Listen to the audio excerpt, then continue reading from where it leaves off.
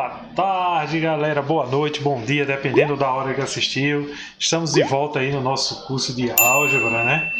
Então, mais uma revisão aí, ao mesmo tempo um conteúdo. A gente vai dar continuidade a um conteúdo. Aproveita, se inscreve no canal, comenta, né? E se você chegou aqui de paraquedas, é só ver as outras partes anteriores e dar continuidade, tá bom? Deixa eu aparecer aqui. Valeu! Então, ó, mais uma vez estamos aí para dar continuidade ao assunto de funções, né? Um conteúdo bacana. Eu sou o professor Otávio Rafael, que está chegando até a sua casa através dessa telinha para dar a melhor aula de matemática que você já teve, sem contar das oportunidades, né, que você terá dentro da nossa aula aí de poder praticar um pouquinho sobre esse conteúdo. Igualmente ao conteúdo anterior, deixa eu mostrar aqui o slide aqui para vocês. Então, ó, no conteúdo anterior, vocês viram, né, tiveram a chance de ver, a gente viu toda a sequência de conjuntos e na parte 1 de funções a gente viu toda uma parte teórica sobre plano cartesiano, ou seja, do nascimento e origem das funções. Na aula de hoje a gente vai definir as funções, iremos conhecer algumas funções reais já, né? Então iremos conhecer algumas das funções, dar uma trabalhada aí sobre o mundo das funções, como conhecer o que é imagem, o que é domínio, o que é contradomínio. Então vamos ver essa ideia aí, ok? Para na parte 3 a gente dar continuidade às outras funções, né? Como função de primeiro grau, função composta e por aí vai. Né? Então nessa parte 2 a gente vai focar mais no geralzão sobre funções. Bom, então vamos que vamos, fica comigo e só aguarda aí eu transitar o slide aí um pouco maior, dar continuidade aí a isso aí, tá bom? Então, vamos que vamos. Funções, né? O que são realmente as funções, né? Vamos definir essas danadas aí. Deixa eu ampliar aí o slide para vocês. Dá uma ampliada aqui. Bom. Cadê? Agora! Ampliar aí o slide aí para vocês. Vamos conceituar essas funções. O que é que tem nos livros, né, sobre função? Função, de maneira geral, diz que se a variável x assume valores em conjunto, em um conjunto A, e a variável y assume valores em um conjunto B, podemos definir a função da seguinte forma. Função de A em B é toda a relação f de A em B que a cada elemento x de A associa um único elemento y de B. Ah, professor, o que seria isso? Em outras palavras, função é quando a gente tem dois conjuntos feito um produto cartesiano. Para ser mais profundo, dois conjuntos relacionados entre si, né? E esses conjuntos, né, que são relacionados entre si, a relação do conjunto A tem que obrigatoriamente só se associar a um único elemento do conjunto B. Eu vou dar um exemplo aqui prático, deixa eu deixar a tela branca aí, não se assusta não, mas seria mais ou menos isso aqui. Vamos imaginar que eu tenho o conjunto A aqui, onde eu tenho os elementos 1, 2 e 3. E eu tenho o conjunto B, onde eu tenho os elementos 4 e 5. Observa que 5, deixa eu colocar outra aqui, 6, 7, 8.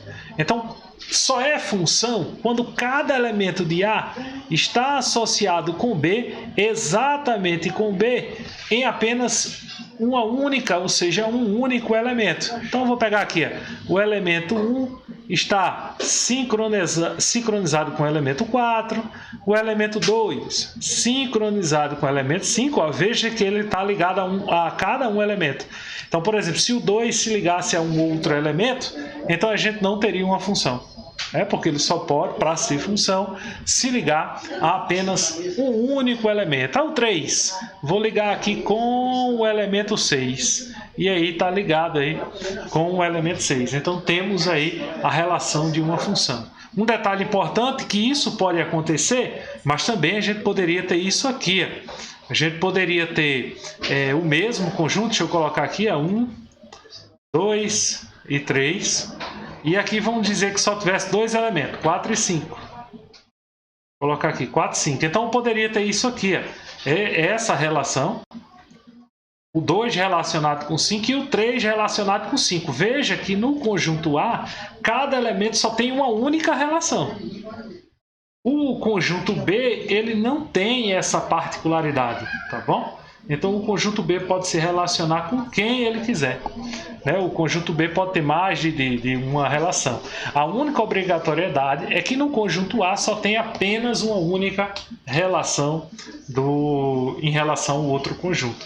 A gente vai ver por meio de exemplos, né? A gente vai ver vários exemplos aí, que vai nos dar a oportunidade de ver esse conteúdo de funções aí de uma outra forma, né? Um pouco mais prática, né? Utilizando essas mesmas ideias. Então vamos lá. Outro detalhe importante que é bom falar antes da gente avançar: quando vocês chegarem, ou seja, quando eu chegar aqui em qualquer que seja exercício, exemplo, que seja necessário você pôr em prática o que aprendeu, eu recomendo fortemente, né? Então eu recomendo fortemente que você pause o vídeo, né? Então você vai pausar o vídeo e vai responder o exercício. Depois você retoma o vídeo e dá continuidade aí aos estudos. Então eu trouxe um exemplo para a gente aí, para lembrar esses conceitos de funções aí. Suponha que 5 alunos fizeram uma prova de múltipla escolha. Ela tinha 8 questões. Cada uma valia um ponto. Vamos considerar os conjuntos, né? O conjunto dos alunos, que é o conjunto A, 1, 2, 3, 4, 5, e o conjunto dos pontos, né? Que é o 0, 1, 2, 3, 4, 5, 6, 7 e 8, os pontos da prova, né?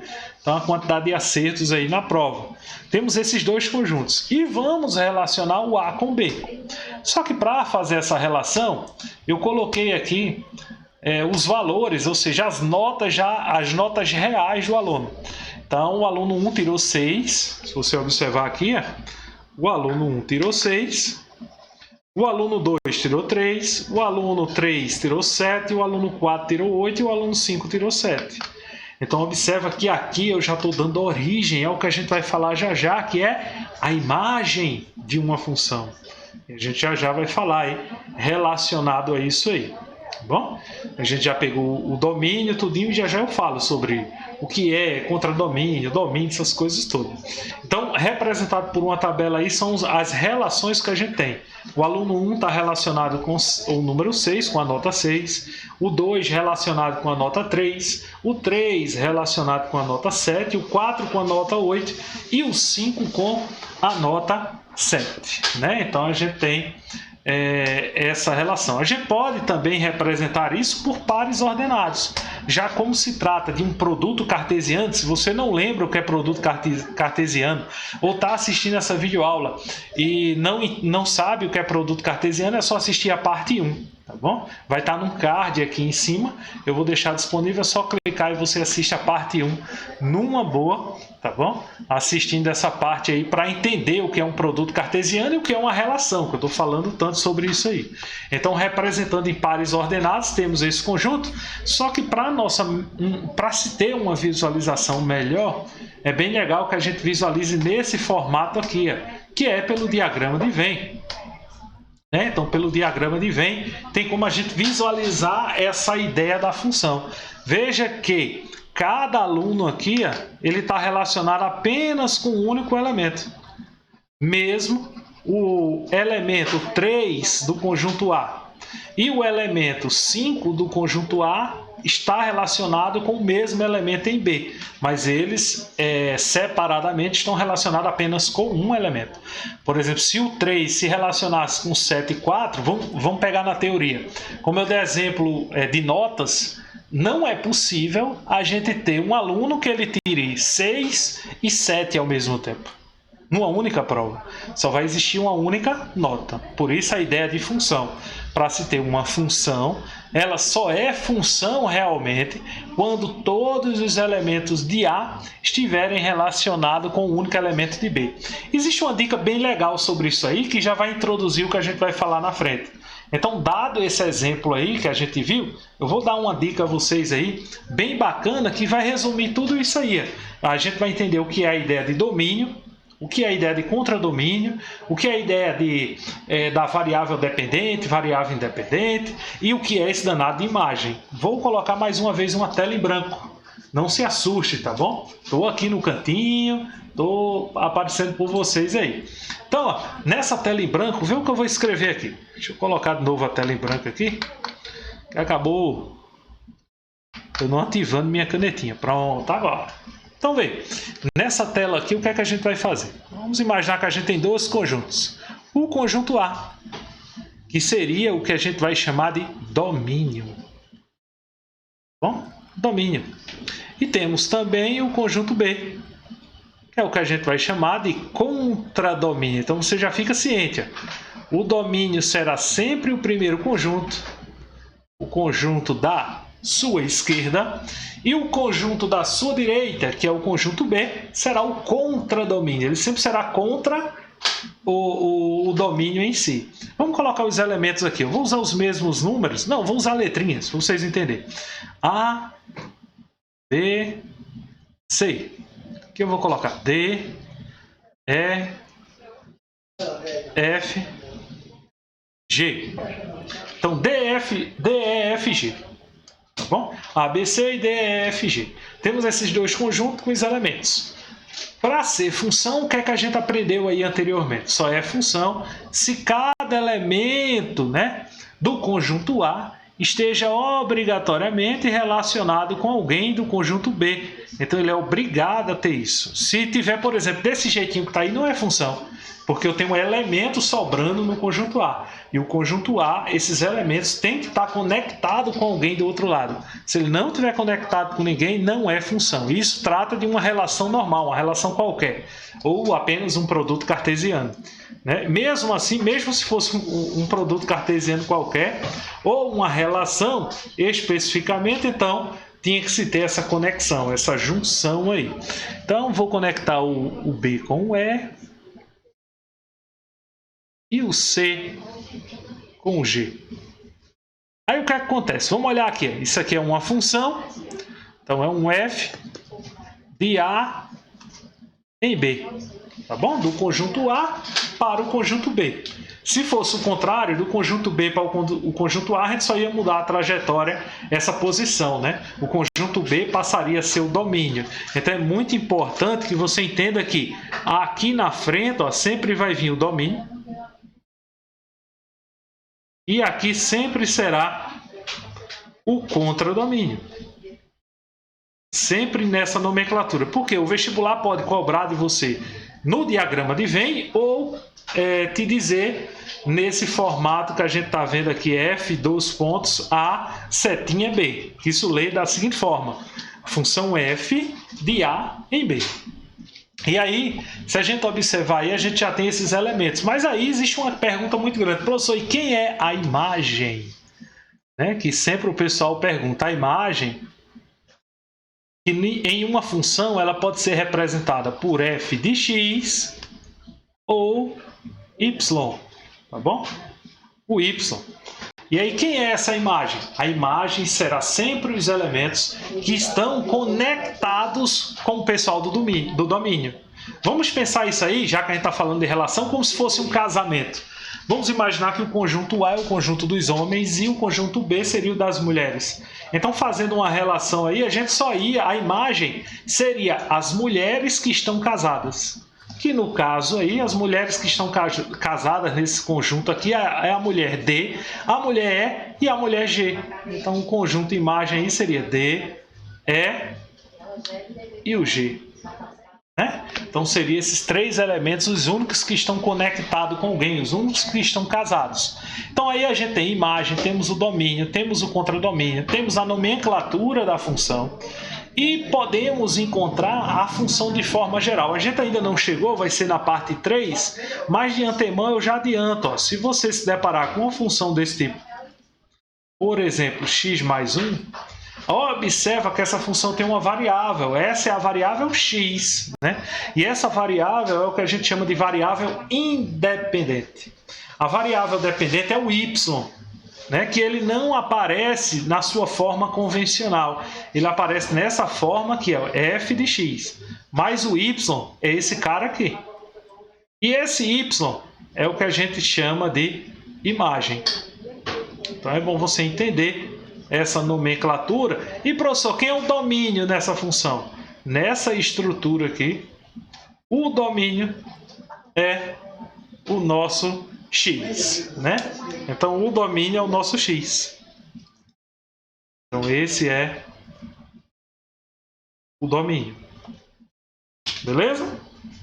Então, deu para entender aí com tranquilidade, né? Então, qualquer coisa, você pode deixar nos seus comentários sua dúvida, ou pode entrar em contato comigo pelo WhatsApp, lá no meu site também tem uma seção específica de dúvida para vocês, né? O site está até de cara nova, então é só digitar lá www.otaviorafael.com.br e tem lá uma seção de dúvida. Você pode mandar a sua dúvida na hora que quiser, que por e-mail, não só eu, como toda a equipe vai responder para você numa boa. Bom? Beleza, então vamos avançar. Isso é o resumão de função, né? Então eu recomendo você nesse momento tirar um print ou passar limpo, pausa o vídeo e passa limpo para o seu caderno lá para ter esse resumo aí e lhe ajudar nas provas. Tem lá. Tudo que a gente falou lá naquele resumão é exatamente tudo isso que está digitado aí, né? Só que aí está de forma teórica e lá a gente viu de forma prática, né? Então vimos de forma prática todo esse processo aí. Vamos avançar aí. Então, pegando o exemplo das notas, né, que a gente teve, eu peguei o exemplo das notas e ampliei. Agora a gente vai tentar encontrar a imagem, tá bom? Dessa função. O contradomínio, a gente já sabe. O contradomínio é o conjunto B. O domínio é o conjunto A. E a imagem, ela sempre está dentro do contradomínio. E quem é a imagem? A gente viu quem era a imagem. A imagem são os números que estão conectados com o pessoal do domínio. Foi aquele exemplo que eu dei do casamento, né? A imagem são as mulheres casadas. Então, no conjunto B, se a gente tratar como se fosse o conjunto das mulheres, então temos a mulher 3 que está casada com quem? Com 2. Então, F de 2 é igual a 3. A mulher 6 está casada com 1, então F de 1 vale 6. A mulher 7 está casada com 3, né, com o número 3. Então, 7 é a imagem de F de 3. O 7 também está casado com 5. Aí vocês, eita, professor, e como é que pode uma mulher casada com 2 ao mesmo tempo? Na matemática, nada se opõe a isso aí, tá bom? O que não pode é ter 2 homens casados com uma única mulher. Isso não pode, em hipótese alguma, nesse detalhe aí. Mas, matematicamente, isso aí está sendo possível. Então, o 7 está conectado também com o 5. Então, F de 5 é igual a 7. E a imagem 8, ou seja, o elemento 8 aqui, está casado com 4. E aí temos aí o nosso conjunto imagem. Deixa eu só colocar na ordemzinha bonitinha. 3, 6, 7, 8. Beleza? Então, esse seria o conjunto imagem dessa função. Chama a atenção do seguinte, muito cuidado que no Enem, por exemplo, poderia dizer assim, ele dava o exemplo dessa função aí, com essa figurinha aí, tudo direitinho, falava sobre domínio, imagem, contradomínio, aquele processo todo, e no final ele dizia, quantos elementos possui o conjunto imagem?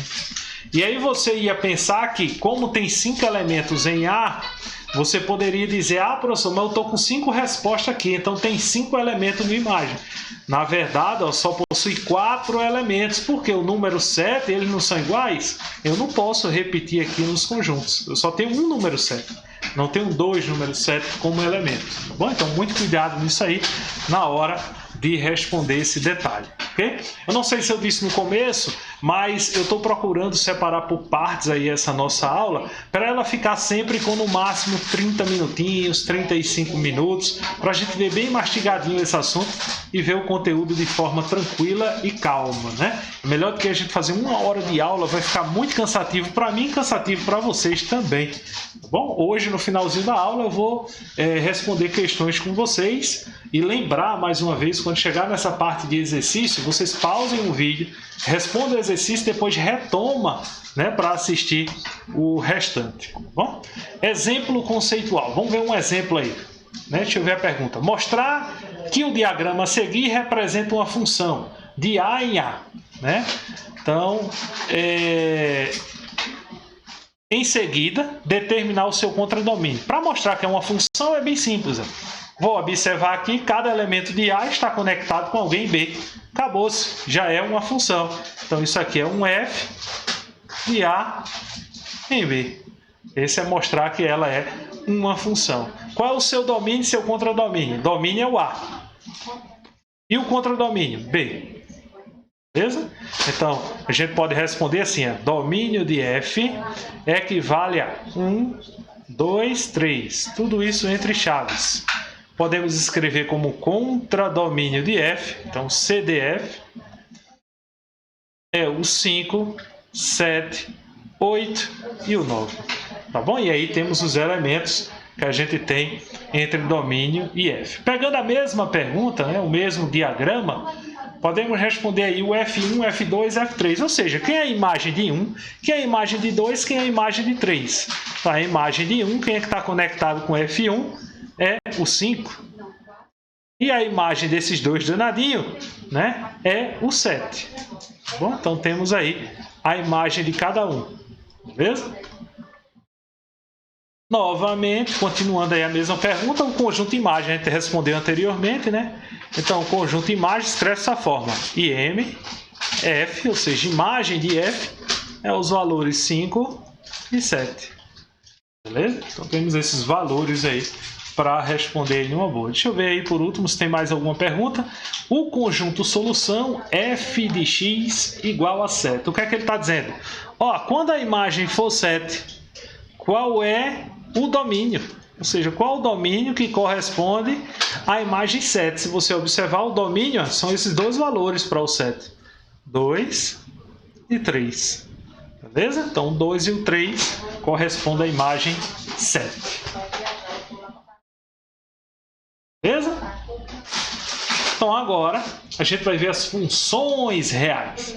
Professor, o que é as funções reais? São todas as funções que vocês conhecem aí. Agora, a gente vai ver 5 delas. Nessa aula de hoje, a gente vai ver 5. Função injetora, sobrejetora, bijetora, função par e função ímpar. Quando for na próxima aula, a gente vai ver como determinar um domínio através de uma função real. A gente vai ver a função do primeiro grau e por aí vai. Vendo cada uma das funções com mais calma, tá bom? Então, a função sobrejetora. O próprio nome já fala, sobrar, né? Vem de sobrar aí, o sobre vem de sobrar, essa parte aqui. Ou seja, não sobra elemento. Então, não sobra elemento em B. Em outras palavras, ó, temos o conjunto A e o conjunto B. No contradomínio, nenhum elemento pode ficar sobrando. Se nenhum elemento sobra no conjunto B, então eu digo que essa função é uma função sobrejetora. Se sobrar um elemento, então ela não é sobrejetora. Bom, existe a função injetora. Bom, a função injetora já é diferente. No conjunto B, pode sobrar elementos à vontade. Então, no conjunto B, pode sobrar elementos. Só que cada elemento de A e cada elemento de B tem que estar conectado unicamente a um único elemento. Então, não posso ter dois elementos. Como, por exemplo, lembra lá do elemento, né? Que tinha assim, o elemento 7 estava conectado a 2 e a 3. Se eu não me engano. Então, isso não pode acontecer na função injetora. Beleza? Não pode acontecer isso aí. Em outras palavras, pegando um exemplo mais prático, né? Como eu tinha falado para vocês sobre o conjunto dos homens e das mulheres, na função injetora, as mulheres, em hipótese alguma, podem trair. Elas têm que ser fiel até o fim apenas com seu único marido. E vice-versa, né? Porque aqui também, só para ser função, já tem essa determinação. Os homens aqui não podem se casar com mais de uma mulher em hipótese alguma. Então, isso é uma função injetora. E a função bijetora, professor, o que é? A função bijetora é aquela função que ela é injetora e sobrejetora ao mesmo tempo.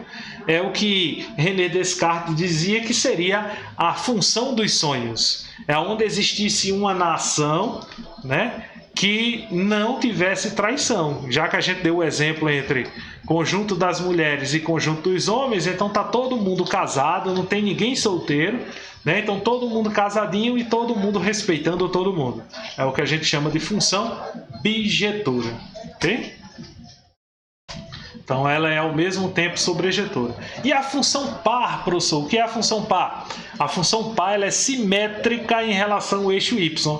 Normalmente as funções do segundo grau elas são pares, mas para ser uma função par, ela tem que respeitar essa relação. O que isso quer dizer? Quando eu calcular a função e essa função, né, por exemplo, o f de A for igual ao f de menos A, tiver a mesma imagem, aí eu digo que ela é par. Vamos ver um exemplo aqui. F de x igual a x quadrado mais 2. Então eu vou supor agora, eu vou calcular o seguinte. Vou calcular o f de 1. Então vamos resolver o f de 1. F de 1, 1 ao quadrado mais 2. Então 1 ao quadrado é 1 mais 2, 3. F de menos 1.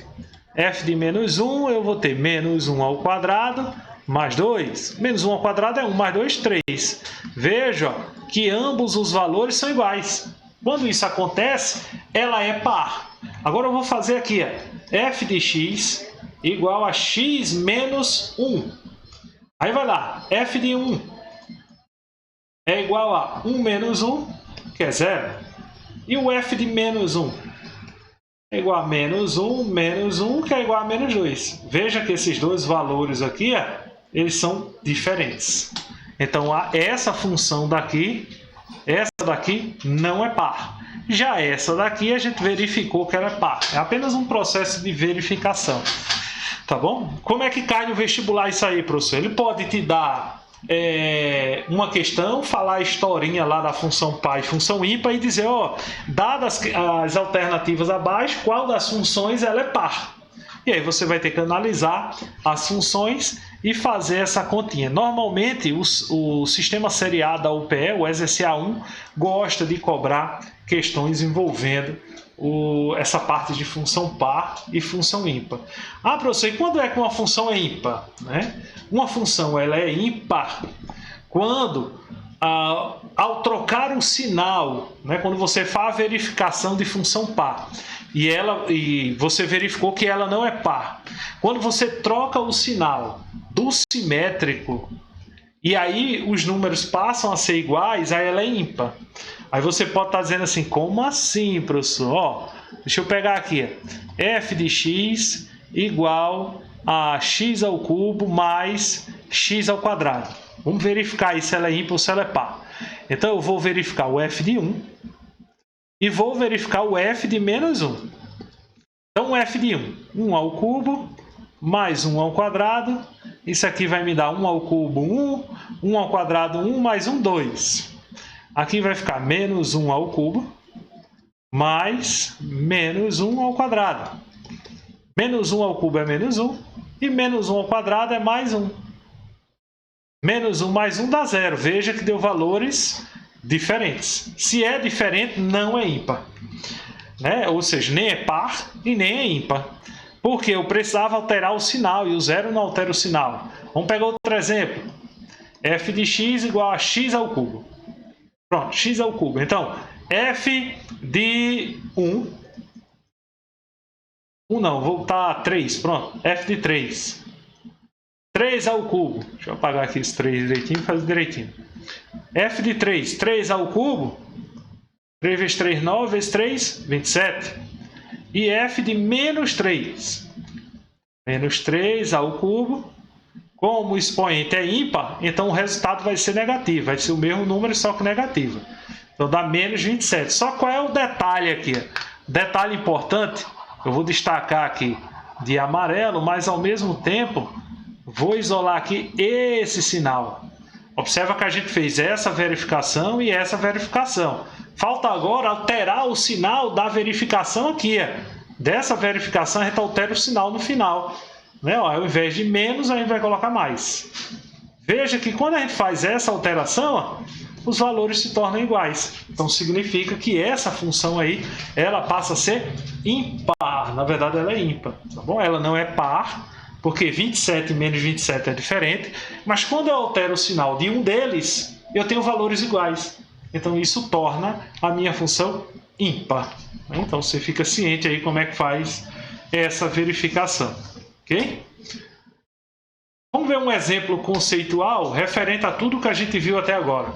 É dada uma função real, então foi dada essa função, menos 2, 0, 1 e 2, definida pela lei. Ele colocou aí, f de x é igual a x ao quadrado mais x menos 3. Determinar suas imagens, o conjunto imagem e o gráfico cartesiano. Então vamos primeiro calcular a imagem aí. Calcular o f de menos 2, porque eu estou usando o domínio aqui, ó. O domínio é esse danadinho aqui, ó. Esse é o domínio. Então ele colocou 4 números com domínio, ainda bem, né? Porque imagina se ele dissesse que eram os números reais e a gente tem que fazer essas imagens todinhas. Não, se ele dissesse que eram os reais, bastava a gente ter 3 ou 4 valores que a gente iria conseguir fazer a continha aí numa boa. Então o f de menos 2, então é só substituir em lugar do x. Veja que o menos 2 ele está no lugar do x, no lugar do domínio. O domínio é menos 2 e x é o domínio, tá bom? Domínio, domínio, domínio, tá bom? Então o x é o domínio. Então vai lá, menos 2 ao quadrado mais menos 2 menos 3. Isso aqui nos dá o seguinte, menos 2 ao quadrado, 4. Mais vezes menos vai ficar menos. E aqui menos 3. Fazendo a continha, ó, 4 menos 2, 2. 2 menos 3, menos 1. E aí chegamos ao valor dizendo o seguinte. Quando o domínio for menos 2... Opa, eu acho que eu pintei demais. Então, quando o domínio for menos 2... Menos 2... a nossa imagem é menos 1. Tá bom? Então a gente já fez o primeiro. Agora, quando o domínio for 0, professor, qual o resultado? Quando o domínio for 0, vamos lá. 0 ao quadrado, 0. Mais 0, 0. Menos 3, menos 3. Então, quando for 0, ó, a imagem é menos 3. Quando for 1, 1 ao quadrado, 1.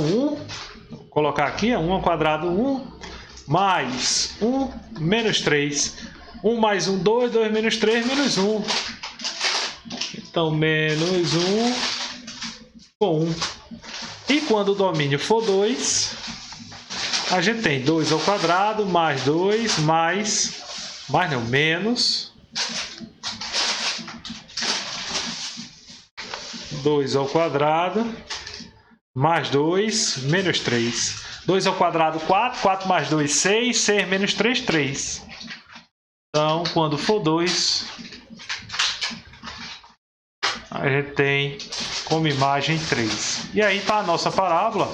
Não vai ficar muito reto não, tá bom? Eu não tenho coordenação motora boa aqui na caneta, mas é mais ou menos isso aí.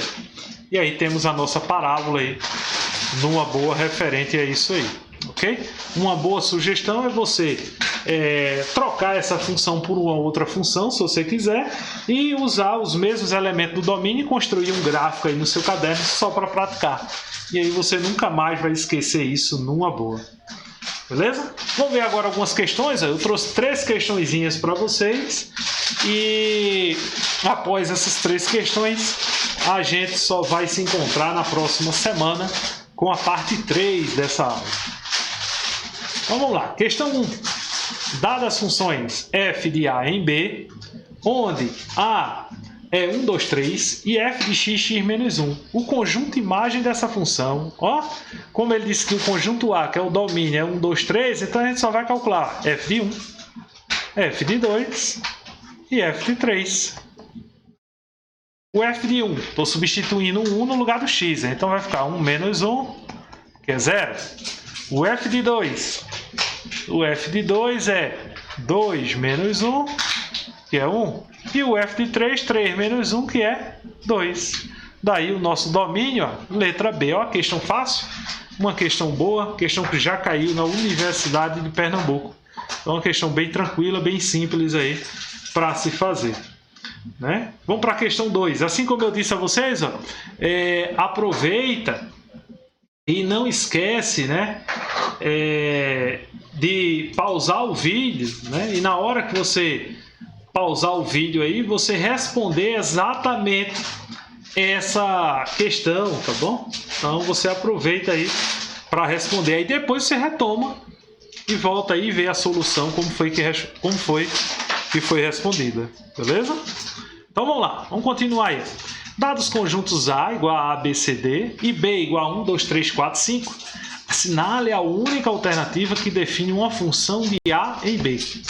Vamos lá, que é para ser função, os elementos do domínio não podem sobrar. Observa, ó, que a letra A só usou o A, o B e o C. Então não pode, né? Porque não pode sobrar elemento, ele deixou de sobrar o D. Então não pode.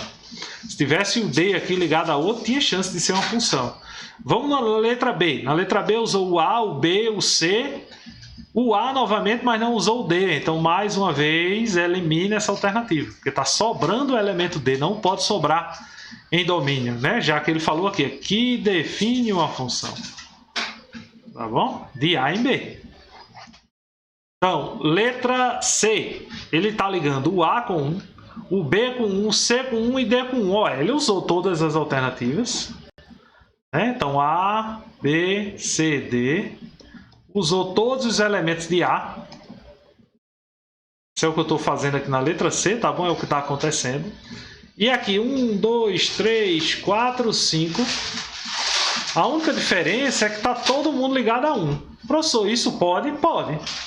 Né? Como eu disse aqui, o conjunto B, lembra que eu disse das mulheres? As mulheres podem fazer o que elas quiserem. Elas são livres. Os homens é que tinham restrições. Não podia fazer. Ó. Cada elemento de A está ligado a um único elemento aqui. Beleza? Então, até então, a letra C seria a nossa resposta. Né? Professor, vou analisar o resto? Vou. Vamos analisar a letra D. Ele só colocou o elemento A. Ó. Cadê o restante? B, C, D. Não pode. E na letra E, ele inverteu. Ó. O elemento A está como contradomínio. Não é isso. O A tem que vir na frente. Ele é o domínio, né? Os conjuntos, os elementos do conjunto E são os domínios, então não pode.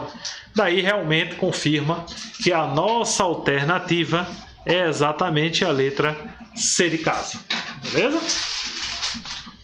Vamos para a última questão. Já que a gente está chegando no fim, quero lembrar você para não deixar, né, de se inscrever no nosso canal, de comentar aí sobre comentar nesse vídeo e em outros vídeos também. Seu feedback é de suma importância, tá bom? Então não esquece aí de dar o teu like também nesse vídeo e compartilhar com os demais colegas essa videoaula bacana aí. Então vai lá, última questão para a gente encerrar e você aproveitar o seu momento aí, né, de estudos, né? Após o fim dessa aula, recomendo refazer todos os exercícios que a gente já fez na aula aí. Você refazer novamente, se quiser trocar os números, você pode trocar, mas que refaça do mesmo jeito, que essa técnica vai ser de suma importância para você. Dada a função f de x, eu destaco ela aqui. Então, f de x é igual a 2x menos 3. Tá ok, né? O domínio 2, 3 e 4. Então, isso é o domínio. E o contradomínio composto pelos números naturais entre 1 e 10. Tá bom? Então, os números entre 1 e 10. Qual das opções abaixo representa... Aí deixa eu colocar esse conjunto aqui. Ó. Como ele disse entre 1 e 10, então é o 2, 3, 4, 5, 6, 7, 8 e 9. Esses são os números aí. Se ele dissesse os números de 1 a 10, aí a gente incluiu o 1 e o 10. Ele disse entre 1 e 10, então não entra nem o 1 nem o 10. Então, qual dessas opções abaixo representa o conjunto imagem dessa função? Aí vamos lá. F de x, no caso aqui, é igual a 2x menos 3. Então, no caso aqui, a gente vai encontrar o f de 1, que no caso aqui é o f de 2, que se diga, f de 3 e o f de 4. Vamos encontrar aí, f de 2. 2 vezes 2, né, que é 2x, então 2 vezes 2, 4. 4 menos 3, 1. 3 vezes 2. Então, 3 vezes 2, 6. 6 menos 3, 3. E 4. 4 vezes 2, 8. 8 menos 3, 5. Tá bom? Então tá aí. 1, 3, 5 é o conjunto imagem. Né? Então, agora só que observa que essa questão aqui, ela não tem a alternativa, né? No caso, o gabarito dela, 1, 3, 5 seria a letra A. Porém, esse número 1 não deveria estar incluso. Então, essa questão, provavelmente, ela seria anulada. Para ela ser válida, então, o nosso contradomínio tinha que incluir os valores de 1, né, até 10. E aí, o que acontecia? O enunciado deveria excluir essa palavra. E ao invés do I, chegasse aqui e colocasse de 1 a 10. Pelos naturais, de 1 a 10. Ok? Beleza? Então deveria fazer isso, aí a questão seria válida. Se ela tivesse dessa forma. Mas do jeito que ela era escrita anterior, não teria solução. Porque a função ia deixar de existir, porque o f de 2, a imagem de 2, o 2 ia sobrar. Porque não ia ter elemento lá no conjunto dele. Tá bom? Então não ia ser função, ia deixar de ser função. Para ela acontecer, a gente tinha que fazer essa correção aí na questão. Tranquilo, meu povo? Espero que vocês tenham gostado bastante. Agradeço de coração a paciência de vocês, principalmente aquele que ficou aí até o final. Tá bom? Então, não esquece de dar teu like, não esquece de se inscrever no canal, tá bom? Muito obrigado de coração mesmo e até a próxima, tá bom? Então, até a próxima aula da gente. Nos encontramos aí na parte 3 de funções, beleza? Tchau, tchau!